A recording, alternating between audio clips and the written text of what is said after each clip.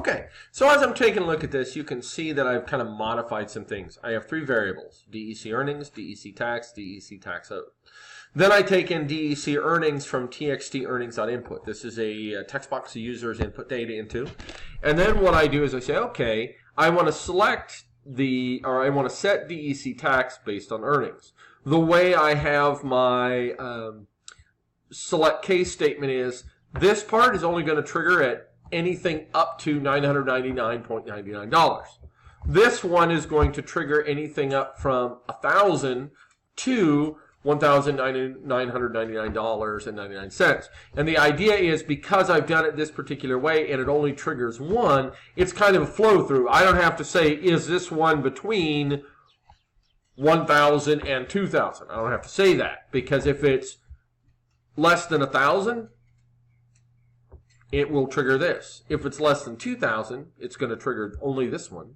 And if it's less than 5,000, it's going to trigger only this one. But since it only triggers one, if it gets to this value right here, which is between 2,000 and, well, I guess it's between, 2,000 and 4,999.99.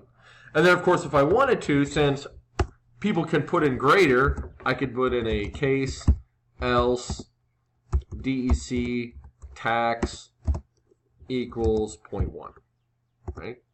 And what that basically means is, if none of the other elements are triggered, it makes DEC tax 10%.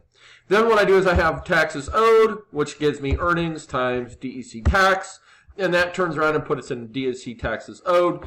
And my particular version, I have not put in LBL taxes owed. As a result, it still gives me an error because I haven't put that object. But I wanted you to see the value where it says DEC tax owed, and it takes that value and it puts it back in the label. So you've got a flow through where the user inputs whatever the earnings they've had, then they click a calculate button, which is, this is our calculate button. Then what happens is it goes through, figures out what the taxes are, then it turns around and calculates the taxes and puts it back in. And it'll look something like this. So I've got, here's my button where, here's my taxes where the user puts in values. Here's my calculate taxes button. This is, it gives me an inputs earnings, so it tells me what I'm supposed to input. And this is where it's going to output the taxes owed, right?